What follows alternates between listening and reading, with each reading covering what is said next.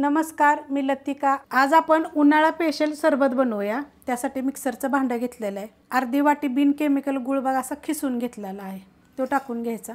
छोटा अर्धा चमचा भाजलेल्या जिऱ्याची पूड आहे। एकदम थोडंसं काळं मीठ, 20 ते 25 बघा पुदिन्याची पानं असं थोडेसे देठा सकाळी घेतलेले आहेत। थोडीशी जास्त घातली तरी पण चालू शकते। कच्ची कैरी घेतलेली आहे बघा, एवढ्या फोडी घेतलेले ते त्यात टाकायचे आपल्याला एकदम थंड असं पाणी।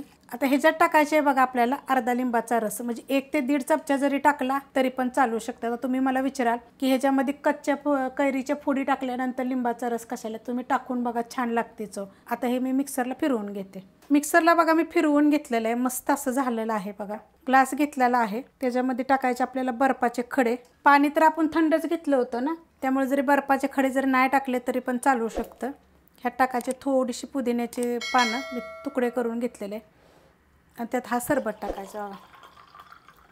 एकदम झटपट काय होतं, बाहेरून आपण उन्हातून वगैरे आलं ना तर अशा पद्धतीत बनवायचं। आता ह्यात आपण वापर काय केलं होतं, काळ्या मिठाचा।